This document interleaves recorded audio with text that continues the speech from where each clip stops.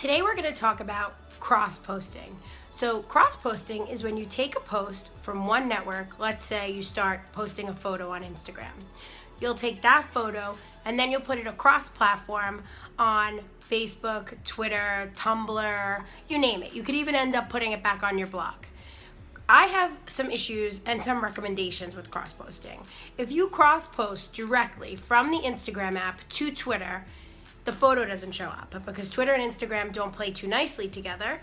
So what that means is that you'll see the link for Instagram, instagram.com/the ID for your photo.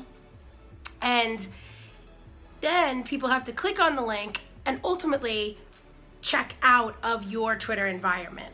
You want to keep people in the native environment for as long as possible because that's what the networks want, that's what Facebook wants, that's what Twitter wants, and that's what Instagram wants. So if you want to make sure that your post has better reach, you have to keep people in that environment. The exception to that is when you're driving them out to your environment, so you're driving them out to your website, and then you want to keep them there as long as possible because they can email you, maybe they can buy a product, maybe they can learn a little bit more about you or see more content. But when you're cross-posting, you have to make sure that you're cross-posting in a way that will allow all elements in the post to be seen. What do I mean by elements? Links, photos, hashtags, captions, all that.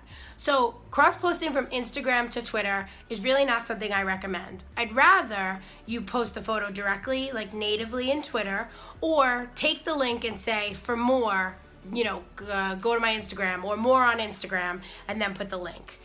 From Instagram to Facebook, it is a little cleaner because they integrate nicely. The only thing that I would recommend is being cautious about how many hashtags you're resharing to Facebook. So generally, I prefer on Instagram to put hashtags in the caption so that A, they get hidden, and B, you can easily share that post with the original caption straight to Facebook and not worry about putting too many captions on your Facebook post.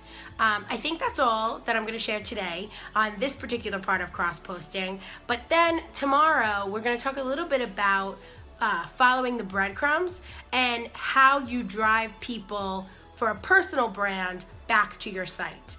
This is something that internet marketers will often call, or marketers in general, will often call a sales funnel. And it's a little bit different when you're driving back for a personal brand. But I have a few tips to help you understand how you should follow the breadcrumbs. So stay tuned for that tomorrow. There's more on cross-posting in my Twitter guide, and I will post that link again. Have a great day.